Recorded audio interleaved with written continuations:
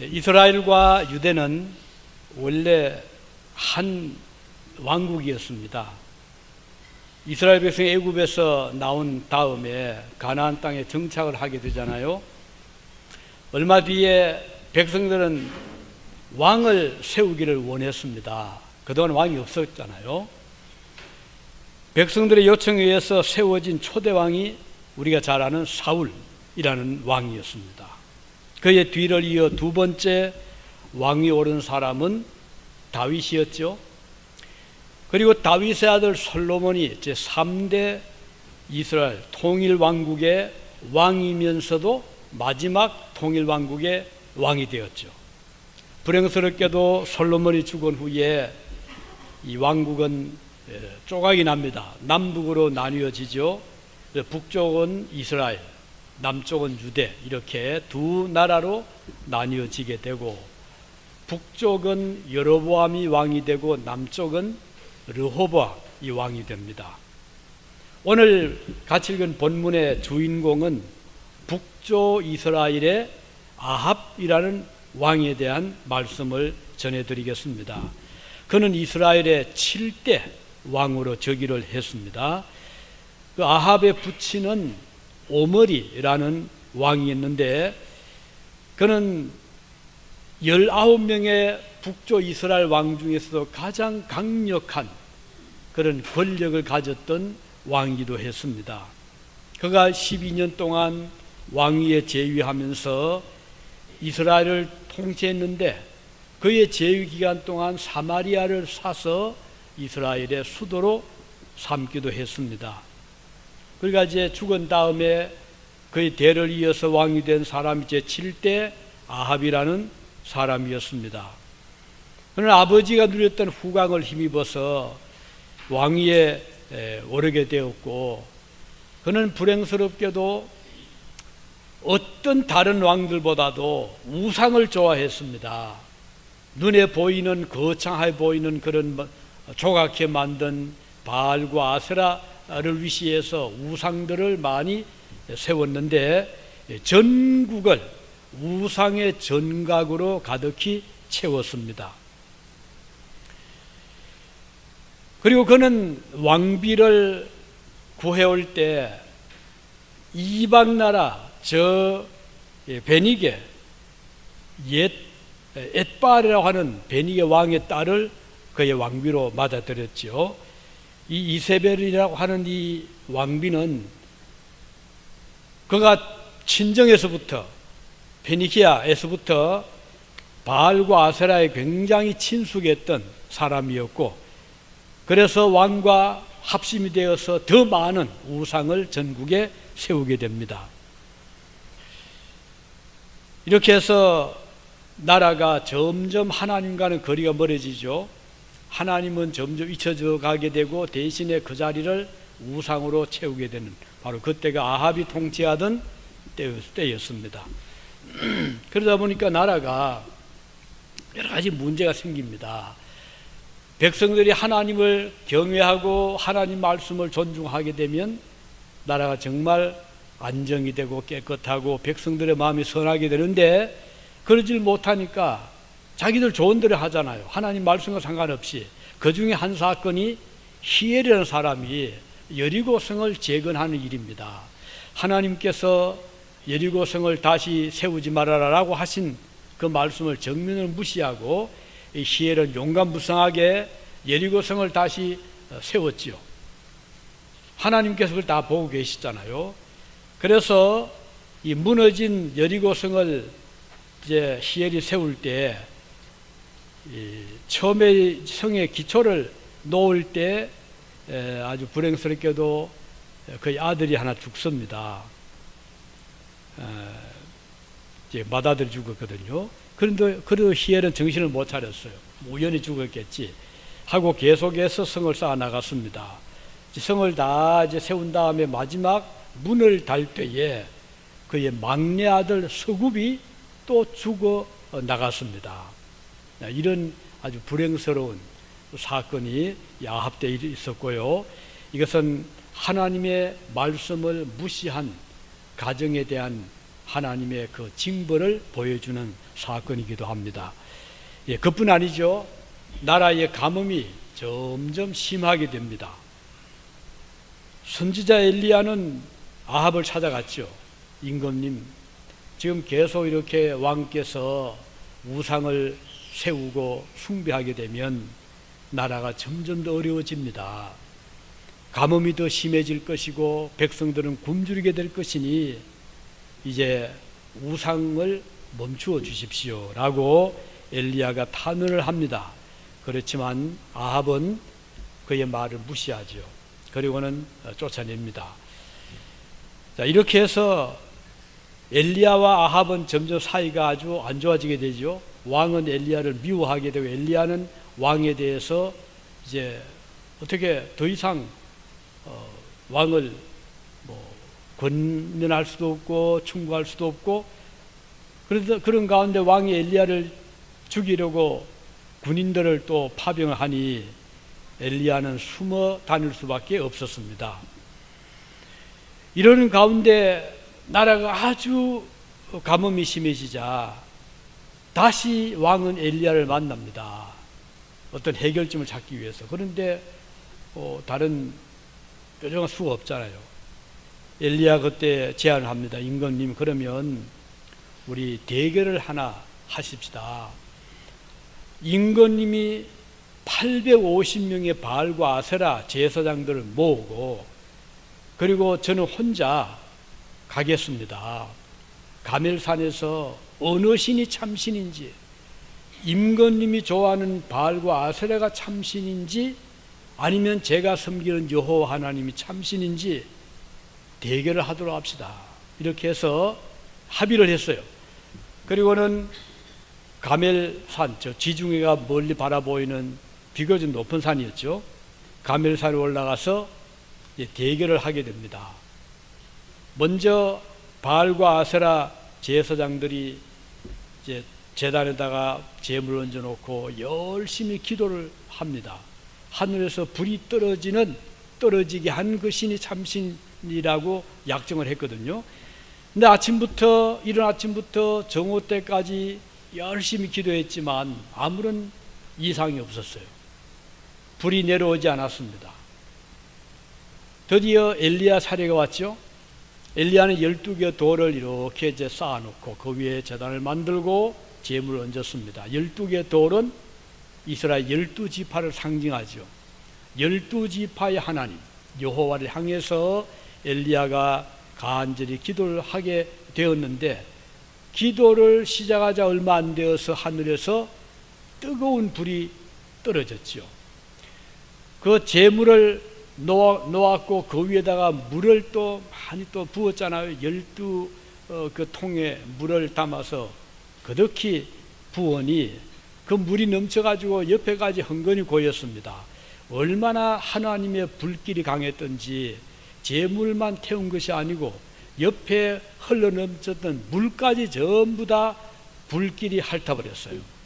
완전히 완벽한 하나님의 섭리였죠.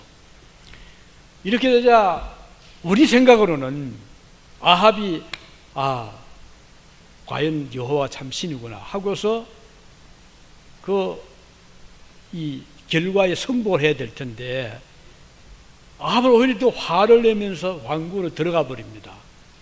그리고는 더 마음에 적개심을 가져요. 엘리야에 대해서. 엘리야는 도망을 갈 수밖에 없었죠. 이런 일이 바로 이때 아합 시대 때 있었습니다.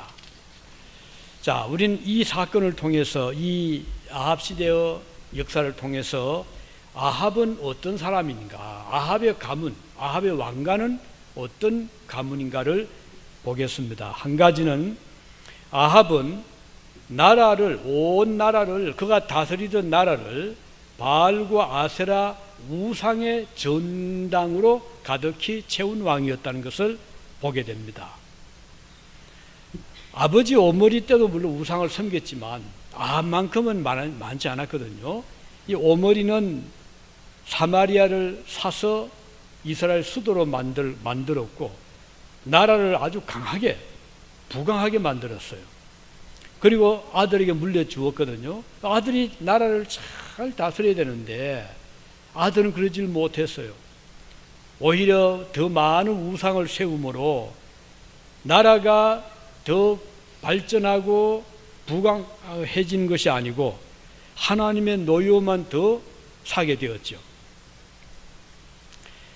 그래서 이런 이제 불행한 사건들, 가뭄이 오고 또 여리고 성을 쌓다가 그 쌓은 사람의 아들이 죽기도 하고 이런저런 아주 불길한 징조들이 일어나게 되었습니다. 왕조마다 뭐 역사를 보면 그렇잖아요.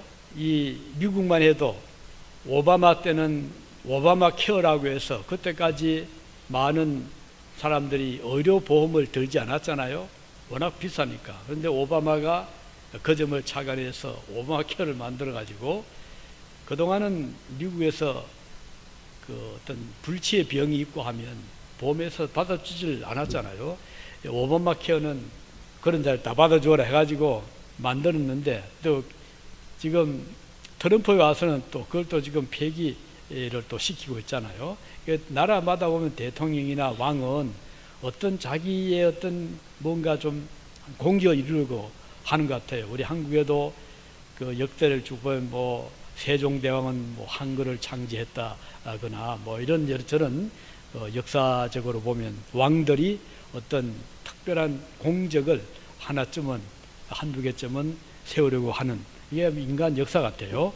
근데 이 아합은 불행스럽게도 아주 네거티브한 부정적인 하나님을 대적하는 그쪽으로 방향을 잡고 바알과 아세라 신당을 전국에 세워서 나라를 우상의 나라로 만들었습니다. 매우 불행한 일이었죠. 결과적으로는 나라가 점점 피폐해지게 되고 또 가뭄이 심해지고 3년 6개월 동안 가뭄이 왔으니 이 가뭄 오면 우선 제일 곤란받는 것이 이 식물 아니겠어요? 나무, 야채, 곡물. 그리고 다음에 타격받는 것이 동물들. 마실 물이 없잖아요. 사람은 뭐 그런 대로 뭐 물을 멀리서 길러 오기도 하고 수입도 하겠지만 그러나 그것도 어느 한계가 있잖아요.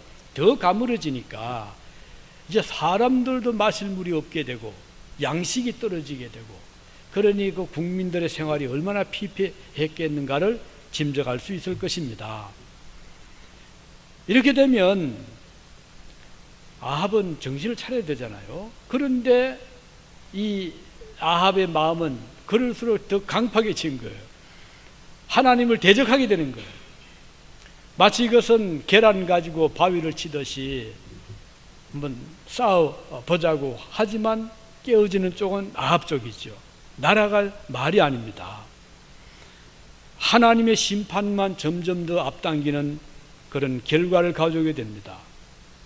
아합은 엘리야가 미웠어요. 저 엘리야 때문에 귀찮게 계속 찾아와서 뭐 우상을 버리라든가 우상의 정각을 제거하라고 하니 눈에 가시처럼 보이는 엘리야를 제거하고 싶었던 거예요. 그래서 그를 죽이려고 시도를 많이 했잖아요.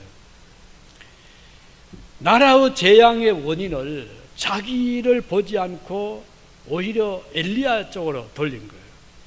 이런 것을 보면 참 인간의 그 마음이 너무나 생각의 차이가 크다는 것을 볼 수가 있습니다. 오늘 그리스도인들 중에서도 생각이 건전하지 못하면 믿음이 제대로 자라지를 못하잖아요. 그래서 문제의 근본적인 해결을 하려고 하지 아니하고 아주 지엽적인 것을 가지고 실험을 하는 경우들이 많이 있습니다.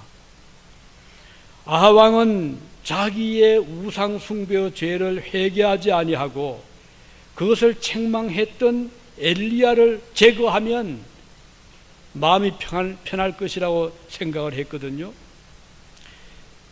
이것은 잘못된 생각이죠.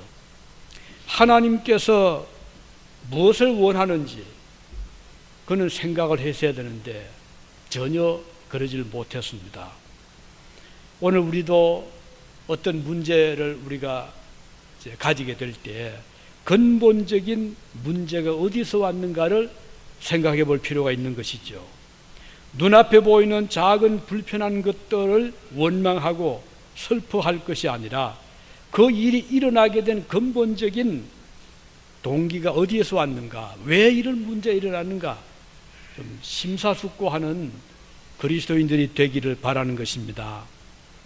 아무런 힘이 되지 못하고 도울 힘이 없는 우상을 곳곳에 세워두므로 아합이 그것 때문에 멸망에 처한 것을 그는 깨닫지를 못했습니다. 보지를 못했어요. 마찬가지로 오늘 많은 성도들 중에서 전혀 도움이 안 되는 그것을 붙잡고 있는 경우들이 참 많습니다. 하나님께 구해야 될 것을 바꾸어서 다른 세상을 의지한다거나 사람을 붙잡는다거나 도울 힘이 없거든요. 그래서 낙심하고 믿음을 잃게 되는 경우들이 오늘도 우리 주변에 많이 일어나고 있습니다. 그 우상은 꼭 바알이 아니라도 우상이 될 수 있거든요. 세상이 우상이 될 수가 있고요. 또는 이 세상의 어떤 힘, 뭐로 보이는 권력이라든지 명예라든지 물질 이런 것들이 우상이 될 수 있고, 좀 더 가까이 내 자신의 생각이 우상이 될 수 있거든요. 내 생각이 절대적으로 옳다고 잘못 판단할 수가 있습니다. 이 점은 조금 뒤에 좀 더 말씀드리겠습니다. 첫 번째 우리 기억할 것은 아합은 그의 왕조 시대 때, 그의 왕권 시대 때 그는 전국을 우상의 나라로 만들었다 하는 것이 하나의 특징이었고, 또 한 가지는 이 나라에 재앙이 임했을 때 그 원인을 이 아합은 엘리야의 회방 때문이라고 생각을 한 거예요. 엘리야만 가만히 있어주면 좋은데 자주 찾아와서 왕을 보고 잘못되었다고 지적을 했잖아요. 이게 싫었던 거예요. 그리고 엘리야가 사람들에게, 백성들에게 그 점을 많이 선포한 거예요. 우상 숭배하면 망한다, 우상은 아니다 라고 하는 것이 싫었던 겁니다. 그래서 이 아합은 눈에 가시처럼 보이는 저 엘리야만 제거하면 평안하게 될 것이라고 착각을 했던 것이죠.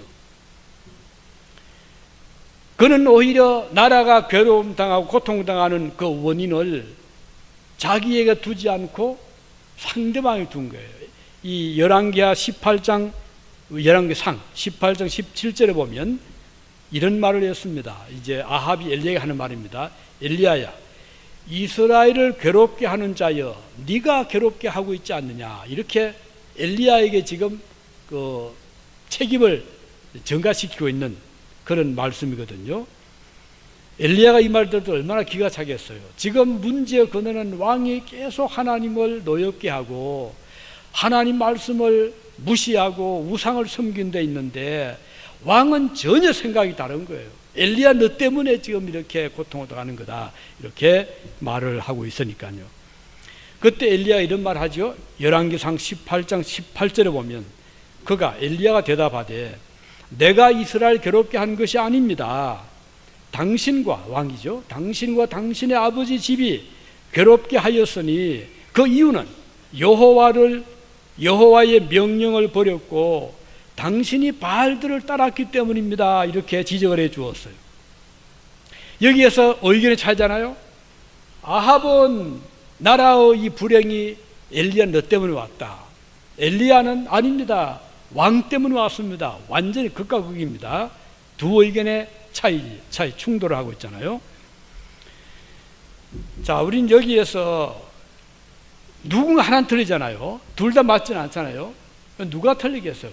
우리가 분명히 보는 것은 아합의 우상 숭배입니다. 엘리야 생각이 옳다면 아합은 바로 우상을 버려야 되거든요. 그리고 방향을 바꿔야 됩니다. 그런데 아합은 끝까지 자기 생각을 굽히지 않습니다. 자기 생각 옳다고 판단한 것이에요. 그렇기 때문에 그는 고칠 기회를 가지지 못한 겁니다. 이게 중요한 문제입니다. 우리 예수님께서 산상보훈에 보면 8가지 팔복을 말씀했잖아요. 그 보면 복 있는 사람은 마음이 가난한 자가 복이 있다. 또 마음이 청결한 자가 복이 있다. 의를 위해서 핍박받는 자가 복이 있다.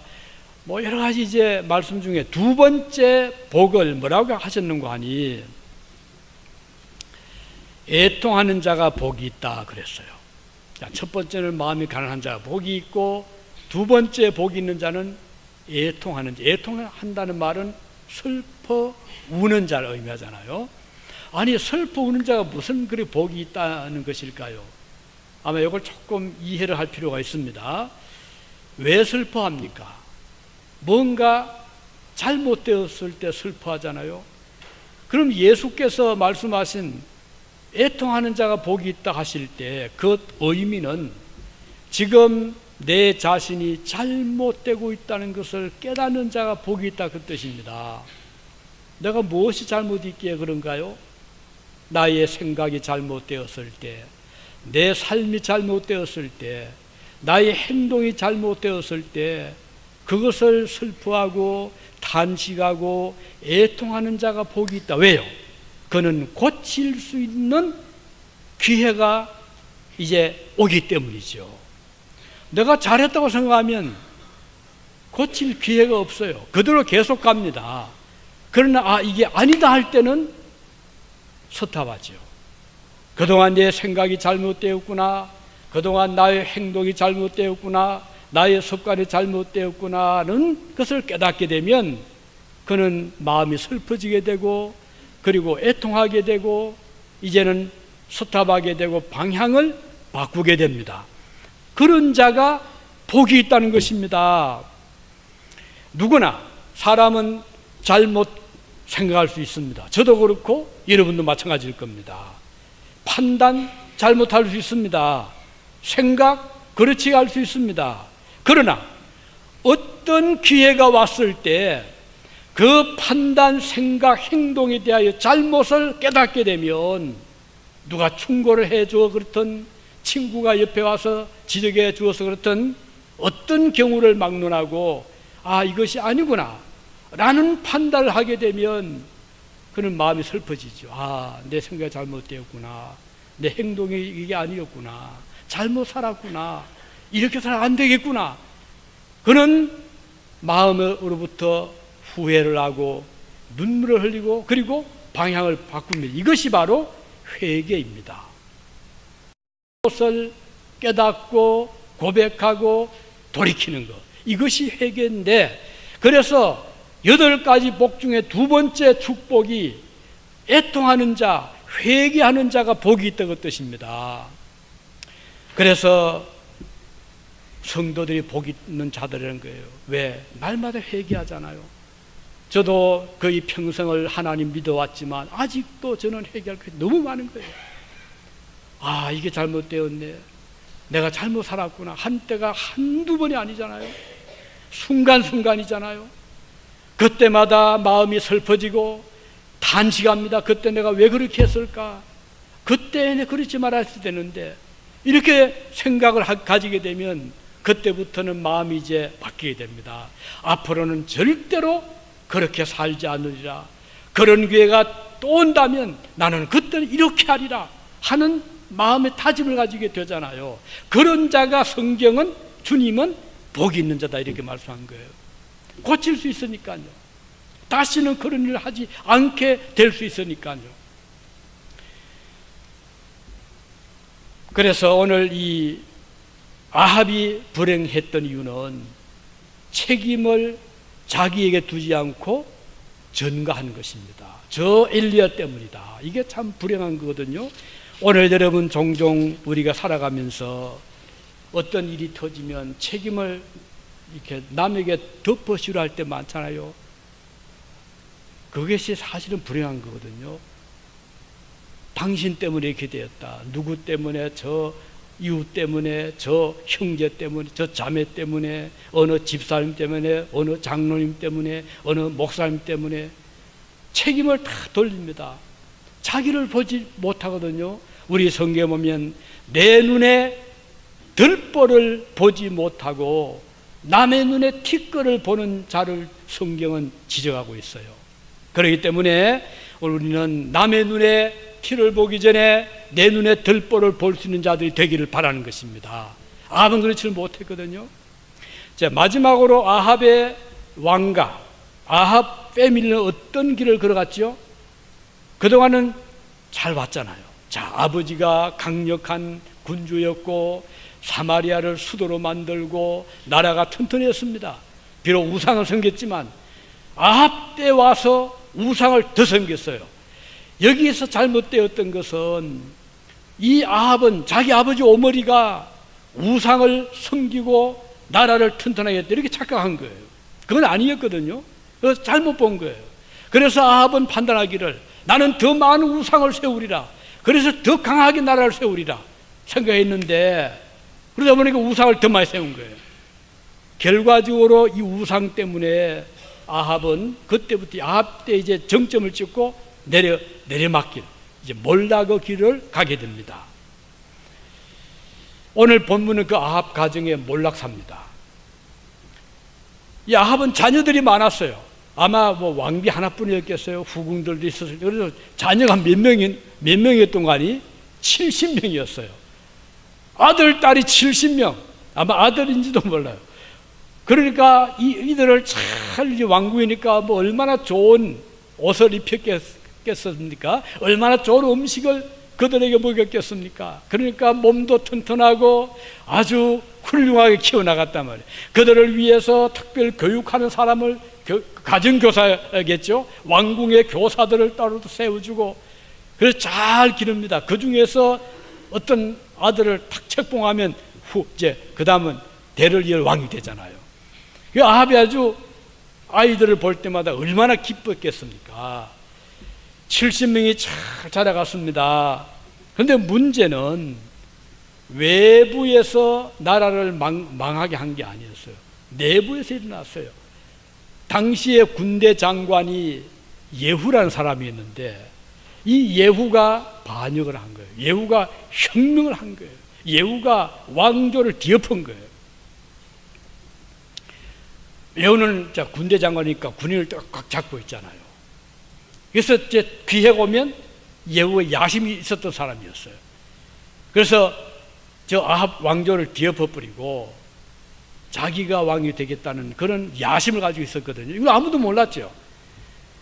그런데 성경에 보면 이게 우연이 아닙니다. 하나님의 심판의 때가 온 거예요. 하나님께서 예후를 지금 준비시켜 주신 거예요. 그리고는 기회가 왔을 때 예후로 하여금 아합을 쫓아내고 아합을 죽게 하고 자기가 왕이 되는 그런 길을 택하게 한 거예요. 그는 이렇게 말합니다. 열왕기하 10장 10절 본문입니다. 그런즉 이제 너희는 알라. 곧 여호와께서 아합의 집에 대하여 하신 말씀은 하나도 땅에 떨어지지 아니하리라. 여호와께서 그의 종 엘리야를 통하여 하신 말씀을 이제 이루셨도다. 예후는 생각하기를 엘리야의 말을 들어보니까 아합이 망할 때가 온단 말이에요. 그리고 무너질 때가 온단 말이에요. 근데 그때가 이때로 생각한 거예요. 그래서 엘리야의 말이 지금 이루어진다고 생각한 겁니다. 그리고는 그는 하나님의 심판을 대행하는 자로 생각을 한 거예요. 그러니까 뭐 겁날 것이 없잖아요. 그래서 예후는 제일 먼저 한 것이 뭔고 하니 이 아합의 왕자 70명을 처단하는 거예요. 그들이 살아있으면 앞으로 문제가 되니까. 그래서 자기를 따르는 사람들에게 이 예후가 부탁을 했죠. 너희들이 나를 따라오려거든 나를 믿는다면 아합의 저 왕자들을 다 목을 쳐라 라고 부탁을 한 거예요. 그러니 보니까 이미 저울에 추는 예후를 넘어갔거든요. 예후가 앞으로 왕권을 잡을 것 같은 그런 분위기가 되었으니까 그 밑에 있던 이제 그 권력의 많은 그런 당시에 기구도 있었을 테고 기관도 있었지 않았겠습니까? 그래서 이 사람들이 아예 그 70명을 다 왕자들을 모인 자리에서 그들을 다 목을 쳐가지고 광주리에 담아서 예후에게 보냈습니다. 예후가 그 왕자들의 머리를 둘로 무대를 만들어서 성문에 딱 두었어요. 백성들 그걸 보잖아요. 얼마나 두려웠겠습니까? 벌벌 떨지 않았겠어요? 그러니까 하루아침에 권력의 추가 예후를 다 넘어오게 된 것이죠. 이렇게 해서 예후가 왕위에 오르게 됩니다. 자, 우리는 이 사건을 통해서 한때 권력의 정점에 올랐던 아합이었지만, 엘리야를 위협했던 아합이었지만, 나라를 좌주했지만, 좌지우지했지만, 그리고 70명의 왕자들을 길렀지만, 이게 잠깐이었다는 거예요. 우리 그리스도인들은 눈앞에 보이는 현실만 보고 거기에 일희해서 안 됩니다. 우리는 좀 멀리 바라보는, 내일을, 특히 우리 이민사회, 우리 교민들은 멀리 보시기 바랍니다. 오늘 조금 나에게 힘들다고 그 어떤 비정상적인 그런 길을 걷지 말기 바랍니다. 정도를 걷기 바라요. 바른 길, 정직하고 바른 마음 가지고. 그러면 지금은 좀 힘들지 모르지만 언젠가 그것이 이제 이 미국 사회에서 힘이 될 때가 반드시 오거든요. 그래서 이 오늘 본문에 보면 지금 아합이 잘 나가는 것처럼 보였지만 이것은 마치 여름에 무성한 풀 같았어요. 여름에 풀이 잠깐 무성하지만 가을 바람이 불면 어떻게 되죠? 지금 이 밖을 보세요. 풀들이 좀 다 쓰러지잖아요. 마찬가지로 아합도 한때는 무성해 보였지만 얼마 못 가서 쓰러지게 되고 만 것이죠. 우리 성경 그래서 이런 좀 말씀 많이 합니다. 시편 92편 7절에 보면 악인은 풀같이 생장하고 죄악을 행하는 자는 다 흥왕할지라도 영원히 멸망하리로다. 이게 죄의 끝입니다. 불의의 끝입니다. 불법의 끝입니다. 시편 129편 6절에 보면 그들은, 악인을 말합니다. 악인들은 지붕의 풀과 같을지어다.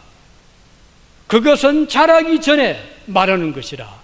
여러분, 지붕의 풀 잠깐은 막 무성할 수 있지만 그게 제대로 자라겠습니까? 얼마 못 가서 뿌리가 못 내려가는데 다 사라지고 말잖아요. 여기 우리 교회당 위에도 이 가끔 이끼들이 막 끼는데 어떤 때는 막 파랗게 끼다가 여름이 되면 싹 다 죽어버리잖아요. 지붕 위에 풀이 그런 거예요. 마찬가지로 악인들의 번역은 지붕 위에 풀 같다는 거예요. 그래서 악인들의 번영을 결코 부러워하지 말라는 거예요. 악인들의 흥왕, 그들의 성공을 부러워하지 말라는 거예요. 우리 그리스도인들은 오늘을 바르게 살고, 오늘 좀 고생스럽더라도 힘들더라도 믿음으로 인내하며 살아가면 하나님께서 언젠가는 축복의 날을 반드시 베풀어 주시는 것입니다. 그래서 우린 주변에 보면 지금도 우리 주변에 잘 나가는 사람들 중에 보면은 하나님 없는 사람 많잖아요. 하나님 믿지 않는데 악을 행하는데 잘 나간단 말이에요. 자녀들이 잘 되고 사업이 번창하고 직장이 잘 성진 잘하고. 그러나 그 부러워하지 말라는 거예요. 언제 어떻게 될지 아무도 모르는 거예요. 그건 주님만이 아시는 거잖아요. 우리 그리스도인들은 이 세상에서 때로는 실패자 같이 보일 수 있어요. 고생의 길을 가는 것처럼 보일 수 있지만 믿음으로 정직하게 바르게 살면 하나님이 결코 버리지 않습니다. 반드시 하나님이 그를 점점 넓은 하나님의 축복의 대로로 인도해 주시는 거예요. 특히 우리 학생들은 너무 숏커트를 좋아하지 말기 바랍니다. 너무 지름길을 좋아하지 마세요. 이 학문에도 지름길이 없잖아요. 왕도가 없잖아요. 그걸 꾸준하게 차근차근 준비해 나가면 언젠가 빛을 발할 때가 오는 것처럼 우리 성도들이 믿음 생활도 그래요. 교회에서 남이 알아주지 않던 자기 역할을 잘하면 하나님이 그거 보고 계시잖아요. 그리고 어떤 데 놀랄 때가 있어요. 이야기를 하다 보면 한 번씩 이렇게 하는 말 중에 정확한 평가를 그 성도에게서 많이 듣습니다. 아니, 어떻게 그분이 그렇게 그 말 할 수 있지 할 정도로 그분은 보지 않는 것 같아도 많은 것을 보고 있더라고요. 그래서 어떤 분에 대한 평가 정확해요. 그분은 그렇게 안 보이거든요. 그런데 그분이 어떻게 보았든지 평가를 바로 하고 있는 거예요. 하나님의 평가는 더 정확하지 않겠습니까? 그래서 우리는 오늘 아합의 한 가문의 몰락을 보면서 경고를 받기를 바라고 또 교훈을 받기를 바랍니다. 오늘 저와 여러분들이 믿음의 먼 길을 바라보고 오늘을 차근차근히 준비해 나가서 우리 주님 앞에 서는 날 칭찬과 상급을 받으시길 바랍니다. 기도하시오.